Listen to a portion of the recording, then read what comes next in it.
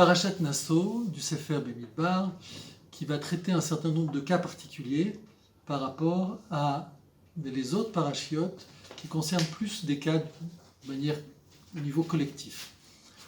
En particulier, donc, il y a le Nazir et la femme Soda. Donc, le Nazir, ça va être le sujet de notre étude. Le Nazir, donc, c'est un ascète qui désire s'écarter d'un certain nombre de plaisirs afin d'échapper aux mauvais instincts. On va dire comme ça. Il va s'appuyer comme une béquille sur cette forme d'ascétisme pour pouvoir dépasser un certain nombre de difficultés, de faiblesses. Et donc c'est le cas du Nazir. On va voir qu'ici il y a une collusion de concepts qui est le Nazir, qui est le moine, qui est l'ascète, qui est le bonze, toute cette notion qui fait qu'en fait, au bout du compte, le Nazir était quelque chose de différent. Il va falloir expliquer en quoi c'est quelque chose de différent. Mais globalement, la Torah va nous dire qu'elle est opposée à cette forme. La Torah, dans cette paracha, donne une exception. Et donc, c'est quelque chose d'extraordinaire. Ce n'est pas dans les lignes du comportement dans la Torah. Elle va donner une exception au Nazir pour effectuer son défi, ce défi qui se donne à lui-même. Mais on sait qu'au bout du compte, le Talmud nous dit qu'on est jugé sur les plaisirs qu'on avait à notre disposition et qu'on n'a pas pris dans ce monde. C'est-à-dire qu'en fait, Akadosh Baruch Hu a créé le monde avec toutes ces créatures pour créer justement un univers de partage, d'amour entre les créatures. Et donc, de la même manière que les hommes s'élèvent, eh bien aussi les animaux, les fleurs, la nature, tout ça doit nous porter justement à un regard, une admiration. Le fait de ne pas de s'écarter pose problème dans le cadre de la Torah. C'est-à-dire que tout est à notre disposition. Tout est à notre disposition, mais on ne sait pas l'utiliser, on ne sait pas le prendre. C'est ça, toute la beauté, la bonté, tout ça, c'est ça? Oui, le terme c'est... Le vice, non? Le terme c'est pas vraiment disposition, c'est que Akadosh Baruch Hu a créé le monde avec toutes ces créatures. Et toutes ces créatures ont une parcelle divine. Donc toutes ces créatures doivent, en même temps qu'elles nous éclairent, eh bien on doit recevoir cette lumière. À tout, de la même manière que lorsqu'on mange un fruit, on fait une bracha sur un fruit. Lorsqu'on voit une fleur, on fait une bracha sur une fleur, sur son parfum. Quand on boit chaque chose est louange, en remerciement d'Akadosh Baruch Hu de nous avoir donné ces créatures. Je commence directement la partie qui concerne le Nazir et pas le début de la paracha. Vaidaber Adonai el Moshe lemor, daber el bnei Israël ve'amarta lehem ish o isha ki yafli lindor neder nazir leazir l'Adonai. Parle aux enfants d'Israël et dis-leur, si un homme ou une femme s'engage à la vertu extraordinaire, donc à partir du moment où un homme qui s'engage à la vertu extraordinaire fait pélé de faire un vœu d'abstinence, voulant s'abstenir en l'honneur d'Akadosh Baruch Hu, et là je vais sauter un petit peu, je vais donner les 3 interdictions que se donne à lui-même le Nazir. Miyain shechar yazir chometz yain chometz shechar lo ishte vechol mishchat anavim lo ishte vanavim lachaim veyeveshim lo yuchal. Kol yeme nizro mikol asher yaase migefen ayahin mechartsanim ve'ad zag lo yuchal. Donc ici c'est l'interdiction qui est liée par rapport à tout ce qui provient de la vigne, autant le vin que les raisins secs. La deuxième interdiction concerne ici le fait de se couper les cheveux. Kol yeme neder nizro tahar lo ya'avor al rosho ad melorot ayamim asher yazir l'Adonai kadosh iye gadel pera sear rosho. Tout le temps pour lequel il s'est donné son temps d'abstinence, c'est-à-dire dans notre cas 30 jours, le rasoir ne doit pas effleurer sa tête jusqu'au terme des jours où il veut s'abstenir par rapport à Hachem, c'est-à-dire jusqu'au terme des 30 jours, il doit rester sain laisser croître librement la chevelure de sa tête. À la fin de notre étude, c'est-à-dire après avoir lu le texte de la Torah, après avoir étudié les enseignements du Or Chaim, on abordera les enseignements de Manitou et en même temps, justement, on se posera la question sur le pourquoi de toutes ces interdictions. Pourquoi spécifiquement ces interdictions et pas d'autres? Donc là, on a vu le fait de ne pas boire et se nourrir des fruits de la vigne, pas se couper les cheveux, et ensuite, Kol Yemei Aziro, l'Adonai al Nefesh Met Lo Yavo. Donc ici, tout le temps de son abstinence, donc comme on a dit les 3 jours, il ne pourra pas approcher un mort. Ensuite, il y a une situation un peu exceptionnelle, Vechi Yamut Met Alav, ou Peta Pitom Vetime Rosh Nizro, de Gilach Rosho Beyom Taharato, Bayom Ashvi, Yigalchem. C'est-à-dire que ici vient mourir quelqu'un de manière soudaine. Et donc, c'est pas qu'il a voulu interrompre sa nésiroute, son vœu. Ce sera quand même une souillure pour sa tête. Comme ça, il est dit. Il rasera sa tête le jour de sa purification. Le 7e jour, il la rasera. Puis le 8e jour, il apportera 2 tourterelles ou 2 colombes au prêtre à l'entrée de l'assignation. Le pontife offrira l'une comme expiatoire, l'autre comme holocauste, et fera expiation pour lui du péché qu'il a commis à l'âme. On va développer qu'est-ce que c'est la notion d'âme, et il consacrera de nouveau sa chevelure à ce jour.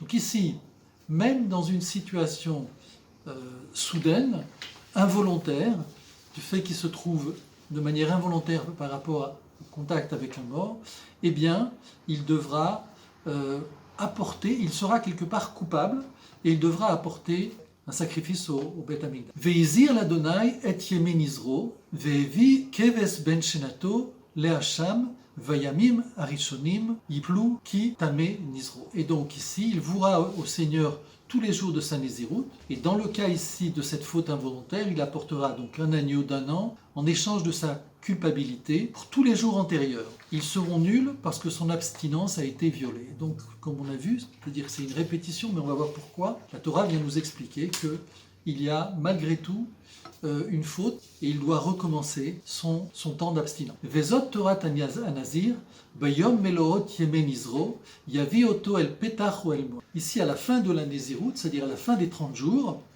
voici les règles de la Torah. Quand seront accomplis les jours de son abstinence, on le fera venir à l'entrée de la tente d'assignation. Il présentera une offrande à Akadosh Baruch Hu, un agneau d'1 an sans défaut pour holocauste, une brebis d'1 an sans défaut pour expiatoire et un bélier sans défaut pour rémunératoire. C'est-à-dire qu'il va y avoir ici trois types de korban, de sacrifices, après avoir vaincu son instinct, avoir fait quelque chose d'extraordinaire.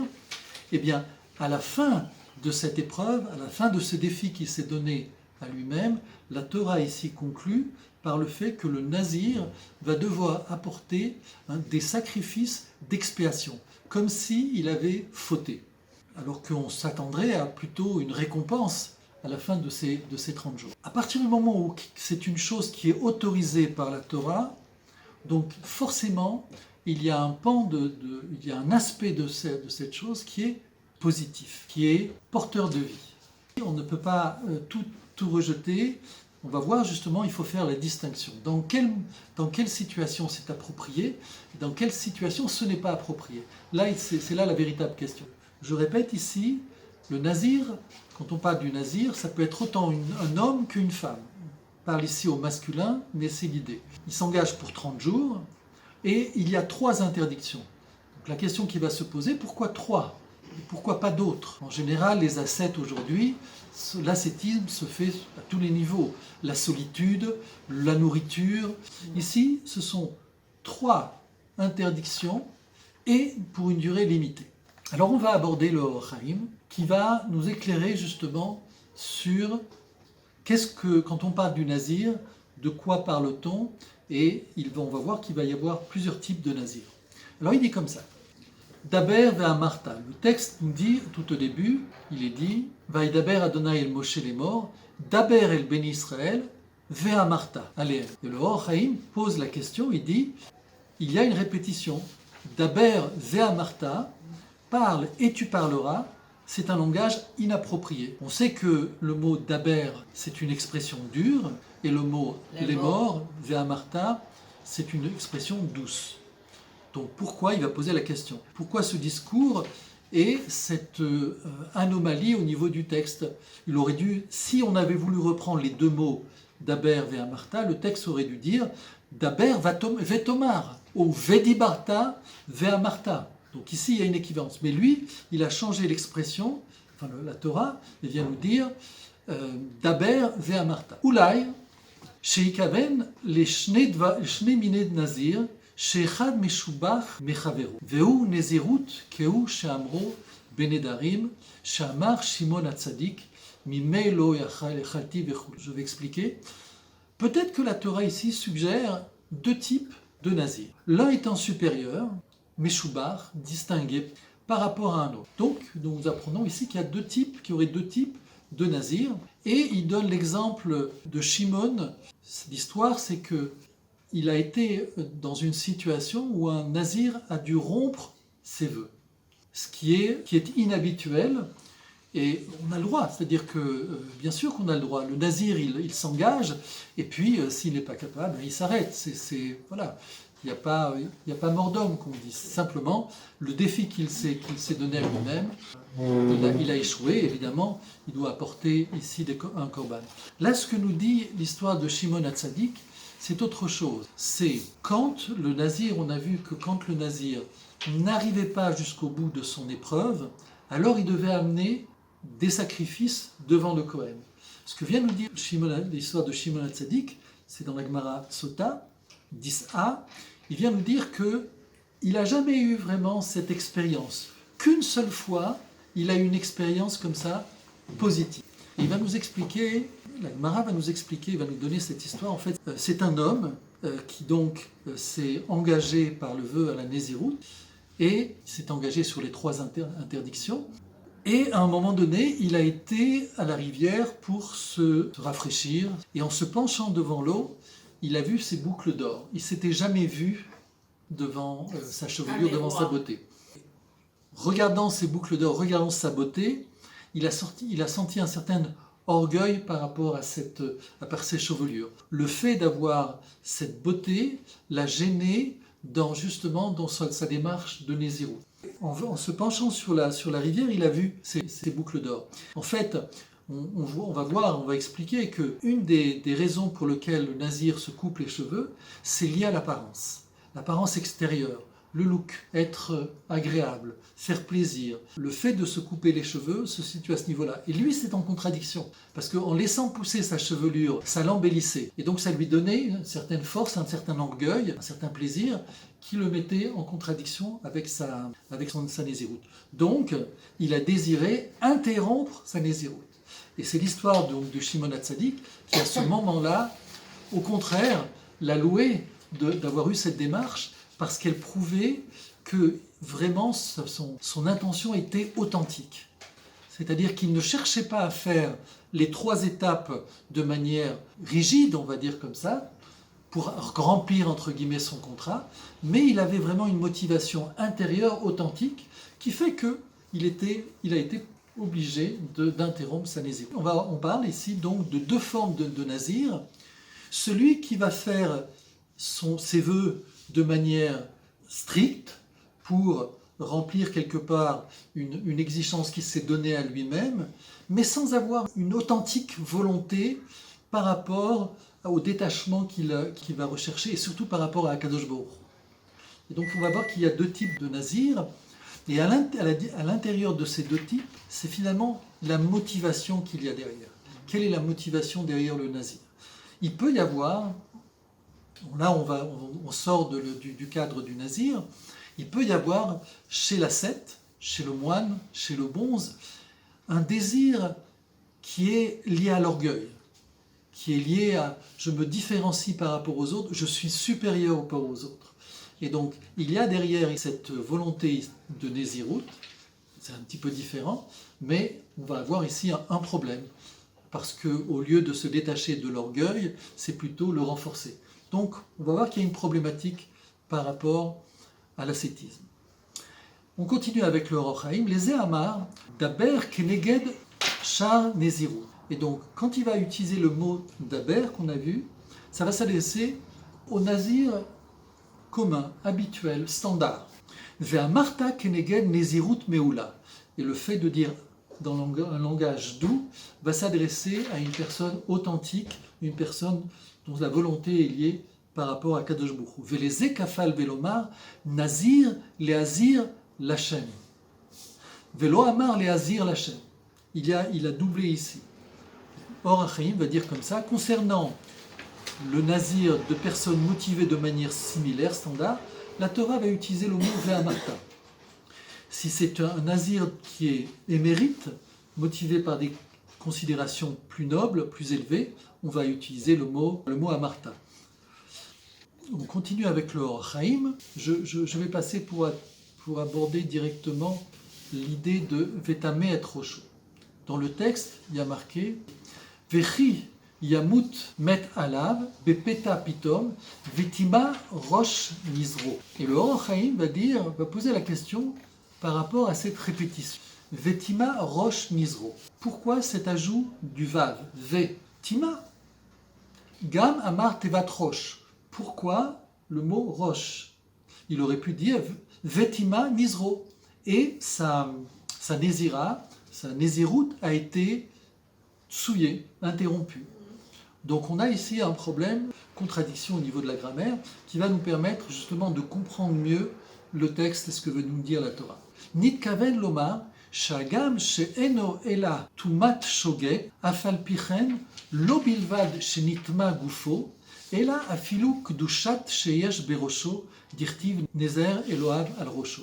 Il dit, le vav qui est rajouté et le mot roche qui pourrait être superflu dans le verset, le sens peut être que même si l'impureté rituelle a été contractée involontairement, il n'a pas fait exprès de se trouver avec le mort.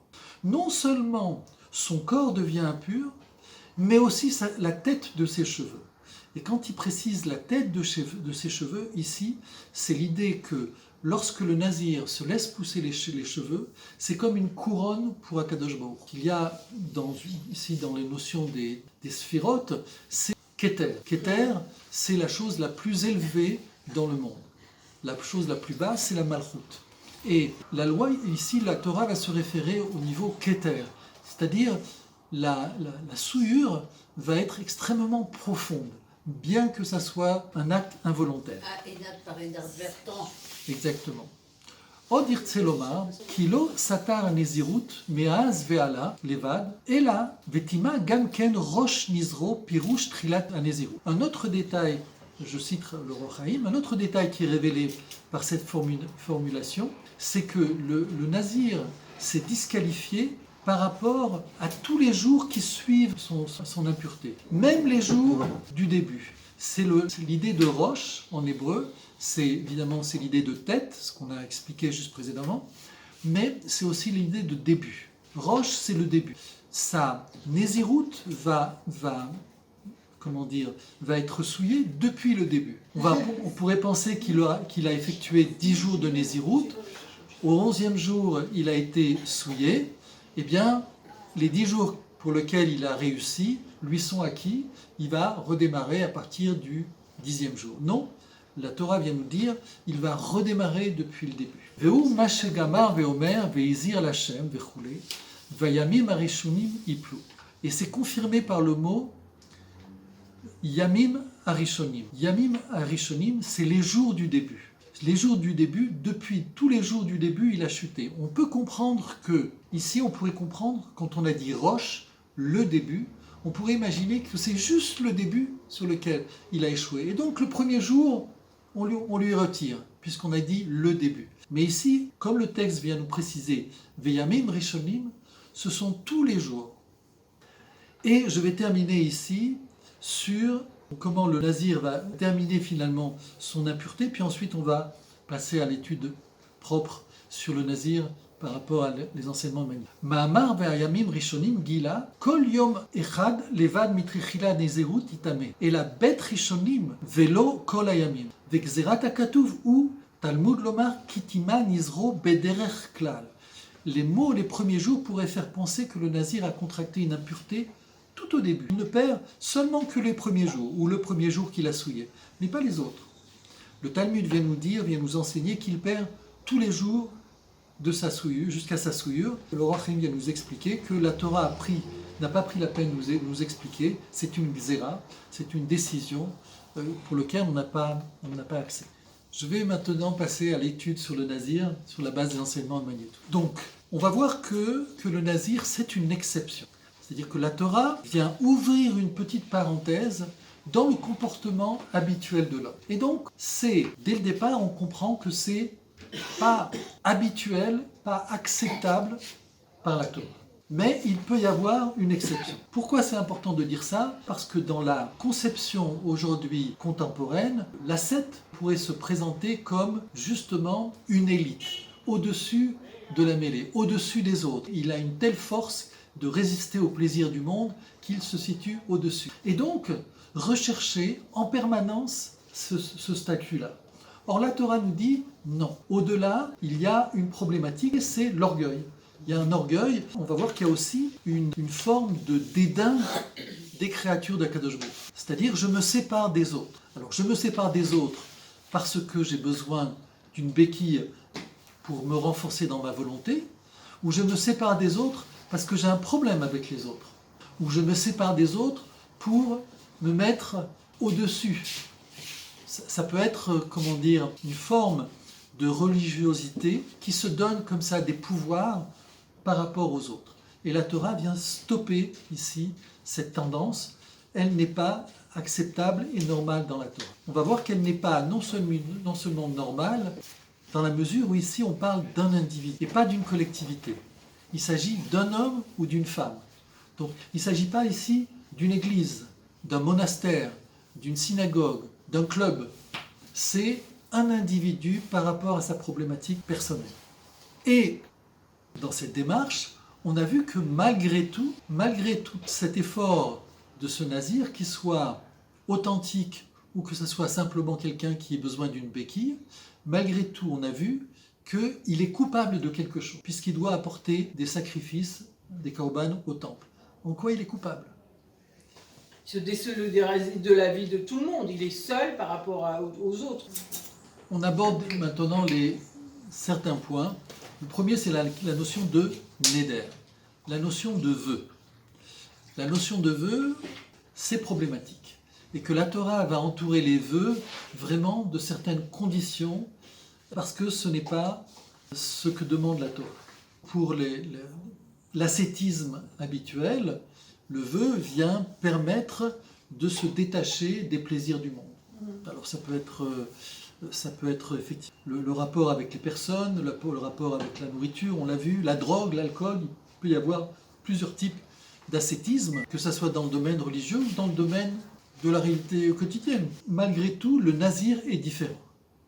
Le nazir est différent parce qu'il y a seulement 3 interdictions. Il n'a pas d'interdiction par rapport, par exemple, aux relations dans le couple. Il n'a pas d'interdiction par rapport à la parole. Il y a 3 interdictions par exemple. Non mais la parole, pourquoi? Il peut dire n'importe quoi, la parole, il doit savoir dire des paroles sensées, des paroles de Torah, ou des paroles... Il ne peut pas dire n'importe quoi, ça veut dire quoi la parole? Maintenant on va essayer de comprendre, c'est-à-dire vraiment de voir les différents aspects. Il y a un aspect ici positif, qui est commun à chacun de nous, à chaque personne. Il y a une opposition entre le désir, le plaisir et la volonté. Il y a une opposition entre le désir et le vouloir. L'âme aspire à quelque chose d'authentique, de profond. Elle nous parle de l'intérieur. On l'écoute ou on ne l'écoute pas. Mais quand elle nous parle de l'intérieur, elle se trouve en opposition avec les plaisirs du corps. J'ai envie de profiter de ce beau plat devant moi. L'âme, à l'intérieur, me dit « c'est pas bon, j'en ai pas besoin, mon corps risque d'en souffrir, ce n'est pas bon pour moi ». Mais le corps, lui, a un désir. Et donc on est tous plus ou moins de ce genre de situation à tous les niveaux de la vie. Tous les niveaux de la vie, à un moment donné, notre désir est plus fort que notre volonté. Donc il faut une béquille. Si vraiment on veut être à l'écoute de notre âme, et être plutôt à l'écoute carrément de notre authenticité, de notre épanouissement, de notre être profond, à ce moment-là, on est en face d'un problème, le désir, le plaisir. Ceci est un premier aspect. Le deuxième aspect, c'est que l'autre face, certes, la vie, les créatures d'Akadosh Baruch Hu m'apportent du plaisir, mais je dois en profiter, je dois profiter de ce plaisir. Je dois goûter au parfum des plats, je dois apprécier les paysages qui sont en face de moi, je dois sentir les parfums des fleurs, la couleur. Le fait de le refuser, ici, pose aussi un problème vis-à-vis d'Akadosh Baruch Hu, vis-à-vis de la création. Alors, on va voir qu'il y a aussi une problématique vis-à-vis du nazir. Parce que la Torah va appeler le nazir le tzaddik, va l'appeler tzaddik. Mais quand est-ce qu'elle va l'appeler le tzaddik? À la fin.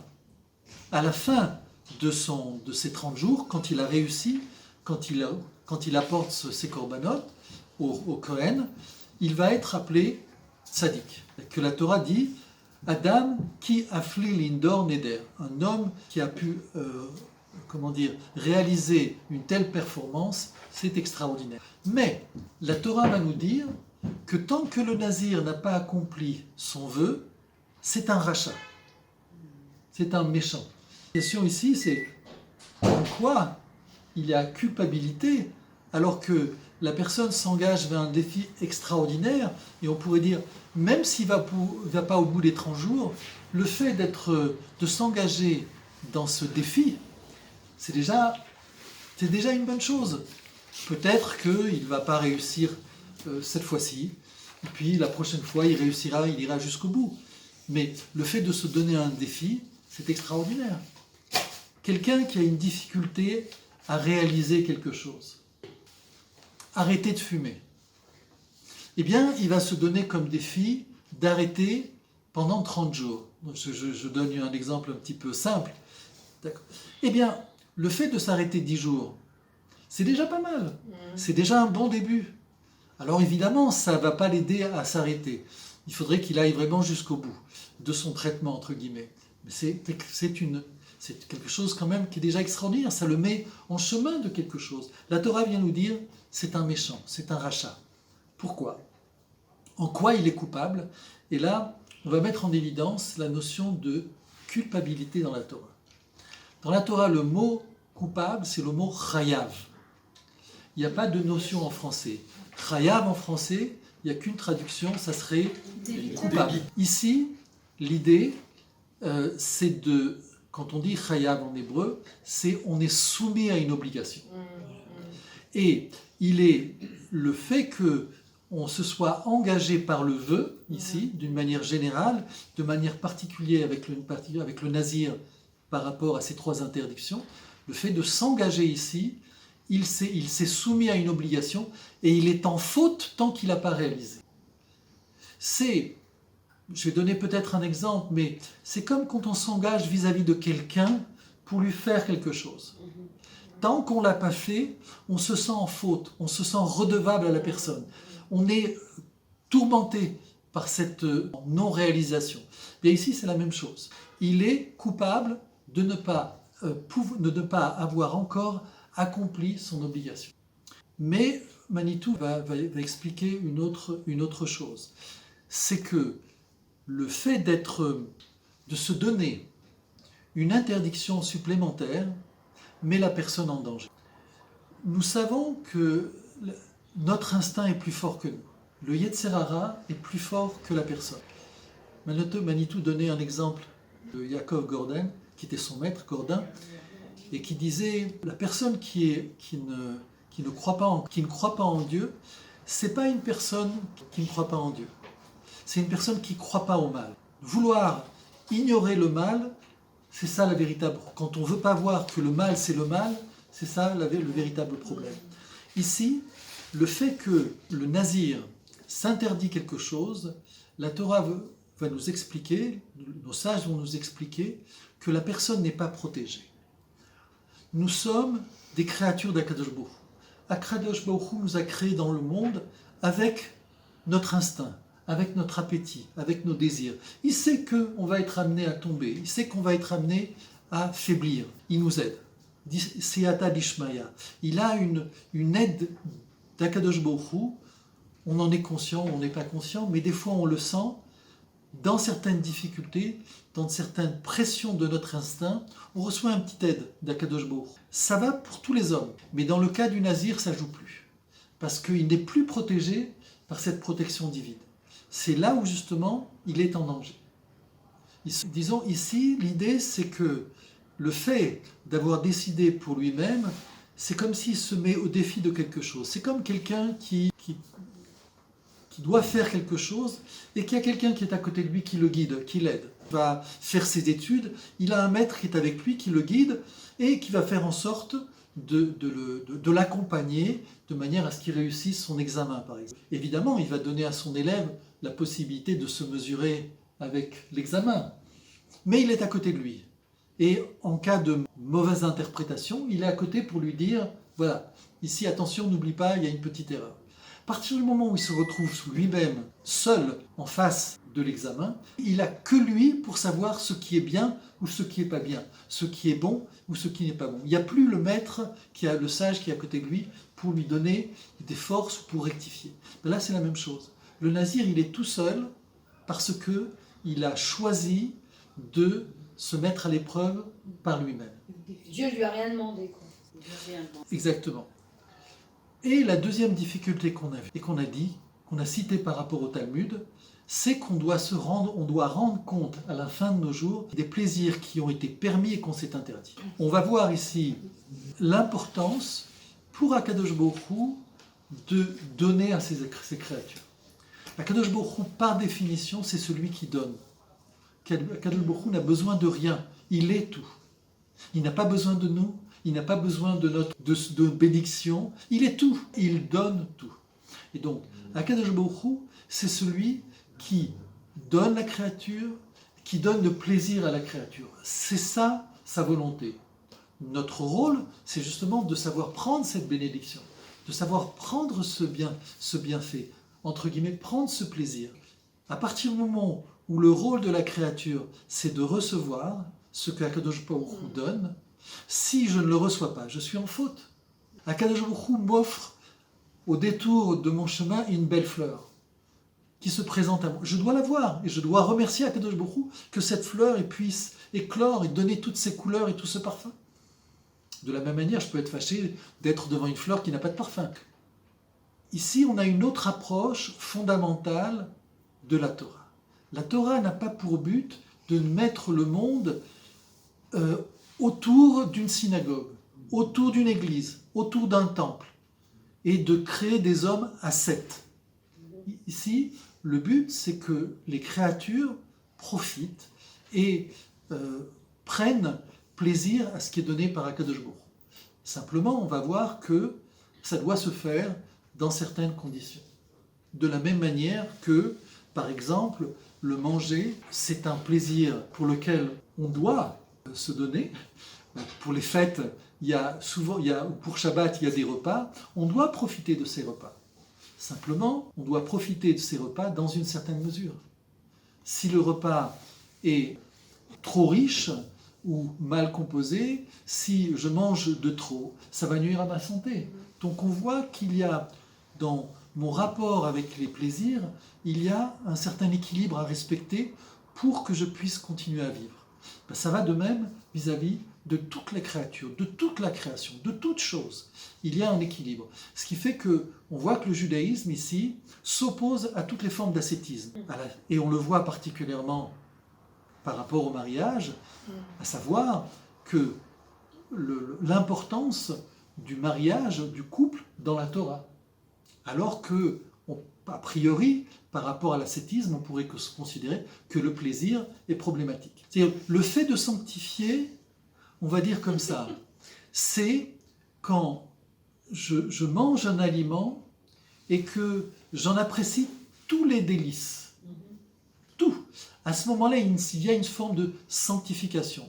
Et surtout, lorsque je ne suis pas en rapport comme la grande bouffe, si vous voulez. Oui, c'est ça. Ah Donc ici, il y a un respect par rapport à la nourriture. Il y a un respect par rapport au repas. Il y a un respect par la personne qui a servi le repas. Donc toutes ces étapes, toutes ces choses-là font qu'il y a une certaine kedusha. Mais le fait... En fait, le grand principe de la kedusha, c'est l'idée de je dois recevoir afin de donner. Si ma seule approche, c'est l'appétit pour recevoir, alors je ne suis pas dans la kedusha, je suis dans le contraire, dans l'impureté. Mais si je reçois quelque chose en vue de le donner, alors je suis dans la kedusha. Alors c'est ça la kedusha. Meilleur exemple, c'est le Kohen. Le Kohen, il a, déjà par sa filiation, mais il a à la fois un rôle de service dans le Beth Amikdash, mais en même temps, il a à la fois un rôle de maître par rapport au peuple, puisqu'on sait qu'il travaillait dans le temple qu'une semaine par an. Le reste, il était dédié à l'éducation. Donc il donnait, il servait le peuple. Il n'est pas simplement en situation de recevoir. Avant d'aborder la dernière, il y a une dernière problématique. C'est le fait de s'écarter de la société. Ce problème-là est un problème profondément lié aussi aux religieux. Il peut y avoir une tendance chez certains religieux, on le voit à l'intérieur du judaïsme comme à l'extérieur, de s'écarter de la société. Ici, la Torah vient s'opposer totalement. Puisqu'on l'a vu déjà, l'objectif de la Torah, c'est de rapprocher les créatures. L'objectif de la Torah, c'est de permettre un amour partagé au sein des créatures. C'est le principe du couple. Le principe du couple, c'est être capable d'aborder l'altérité au plus profond, à une situation le plus poussée qui est l'intimité permanente. Et donc, le fait de s'écarter, c'est renoncer au véritable défi que Akadosh Baruch Hu nous a donné en venant dans ce monde, c'est résoudre le problème d'altérité. C'est le problème de Caïn et Abel, c'est le problème dans la famille de Yaakov, c'est le problème du Beth Amikdash qui a été détruit à cause de la haine gratuite. Et donc le véritable défi de l'homme, c'est de pouvoir se confronter avec l'autre et de trouver la paix dans cette relation tout en étant différent. Or, ici, on peut avoir et ça existe, sans mettre de nom, mais dans un monde religieux, sous prétexte de s'élever par un ascétisme au-dessus des autres, en fait, on est complètement en opposition avec la Torah, dans la mesure où on vient nier le rapport avec autrui. On se sent supérieur aux autres. Et on se sent supérieur. Et Manitou de donner un enseignement. Ici, le nazir, c'est Parouche Minatuma. C'est celui qui se détache de l'impureté, avec tout ce qu'on a dit, l'interprétation qu'on peut donner au mot impureté. Mais il dit, c'est pas Parouche Minatsibour, c'est pas rejeté, détaché du tsibour. Et enfin, je termine par... C'est un problème individuel alors, c'est pas un problème collectif, parce que l'altérité c'est la collectivité. Si comme il dit contre l'impureté, mais c'est par rapport à soi-même, c'est par rapport à l'individu lui-même. Par rapport à l'individu lui-même, ça aussi peut être par rapport aux autres. Parce que le plaisir, ici par exemple, on n'a pas, je ne suis pas rentré dans les détails, mais une des explications qui est donnée, pourquoi le vin. Alors le Midrash vient expliquer le vin parce qu'elle permet à l'homme de se détacher quelque part de son âme, de un petit peu délirer, de sortir de ses gonds. On va dire, libérer, c'est au contraire libérer son âme, dévoiler son âme. Mais ici, de se mettre en décalage justement par rapport à son intériorité, risque de se mettre en colère. Il explique, le Midrash aussi explique que le vin, c'est aussi le lien durant les fêtes, durant les banquets. Donc, symbole de ce lien avec les plaisirs, alors le nazir va se détacher du vin.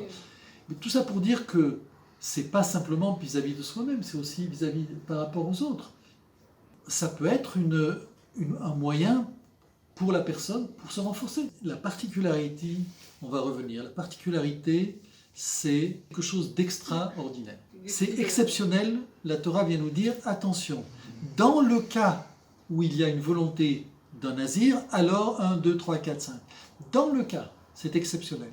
Deuxièmement, on voit que c'est un individu c'est pas dans une collectivité. Mhm, mhm. Troisièmement, il y a un engagement. Au-delà des interdictions, c'est s'engager. Je reprends l'exemple de la cigarette. C'est rien de s'arrêter de fumer. Mais simplement, le fait de s'engager, de dire, voilà, je m'engage pendant une semaine de ne pas toucher une cigarette, simplement, cette intention-là, pour un fumeur, c'est extrêmement difficile. Bah oui, et de le respecter surtout. Le fait de s'engager, peu importe là. Ensuite, la Torah vient nous dire, c'est limité. Mhm. C'est-à-dire, oui, mais ça doit être interrompu. Et finalement, pour nous dire, dans tous les cas, c'est pas ce que souhaite la Torah, tu vas devoir expier, entre guillemets, une certaine faute pour être différencié de ce que la Torah te demande. Comme tu disais, c'est-à-dire que la Torah nous demande 613 mitzvot, pas 618. Comment on peut résoudre le problème justement du nazir? Ça va apparaître dans l'enseignement que nous a donné l'Or HaChaim, mais je vais terminer là-dessus. Donc on a vu qu'il y avait deux nazirs. Il y a le nazir standard, qui lui va se comporter de manière stricte par rapport à ce qui est demandé. Et puis le nazir méoulé, d'une sainteté plus élevée. Et alors le premier va chercher à affermir sa volonté. Sa volonté n'arrive pas à répondre à ce que demande sa neshama, il cède au désir. Et donc il va s'appuyer, il va prendre une béquille, grâce à la Nézirut. Mais il y a une autre, ce qu'on appelle Nézirut méoulée, de sainteté élevée, qui elle va unifier les deux tendances. C'est-à-dire que l'idée, c'est de pouvoir à la fois être capable de maîtriser son instinct à l'intérieur de la réalité. C'est-à-dire pouvoir aborder la relation avec l'autre, le plaisir, à l'intérieur du couple, à l'intérieur des lois qui permettent à un couple de se structurer, de s'élever. Et donc, ici, la Torah vient justement nous demander d'être capable de maîtriser son instinct, mais d'être en relation avec les plaisirs. C'est là la différence. Quelqu'un qui est capable d'atteindre un niveau de spiritualité quand il est dans une yeshiva, par exemple, dans un centre d'études. Alors il est entouré il est poussé par l'ambiance. C'est pas très difficile d'être attentif à une certaine étude, à une certaine élévation. Il est poussé. Il est comme Il est encadré aussi. Il est encadré. Donc c'est pas trop difficile. Cette même personne, Il y a une émulation aussi. il y a une émulation, exactement. Cette même personne, vous la mettez dans une autre situation, il est dans la synagogue, il fait la prière. C'est déjà plus difficile. Il est tout seul, alors il est peut-être pris par certaines idées, qu'est-ce que je vais faire au travail, qu'est-ce que je vais faire tout à l'heure. Bref, c'est déjà plus difficile. Mais il y a quand même un cadre qui l'aide. Et puis il y a une autre situation, un peu plus complexe. Il est à la maison. Il y a les enfants, il y a la femme, il y a le travail. On a vu avec le truc. C'est déjà beaucoup plus difficile de garder un certain niveau de sainteté, de détachement, d'élévation. Et puis il y a un niveau encore plus bas, c'est vraiment le niveau de la réalité, c'est le niveau de la rue. Être capable d'avoir un certain niveau de sainteté dans le quotidien, dans la rue, c'est là la difficulté. Et justement, c'est le véritable défi que nous demande Kadosh Baruch Hu. Il ne nous demande pas d'être pur, d'être élevé quand on est dans une yeshiva, quand on est en haut, quand on est détaché. Il nous demande justement d'avoir toutes ces qualités dans la réalité. Et c'est là où c'est difficile.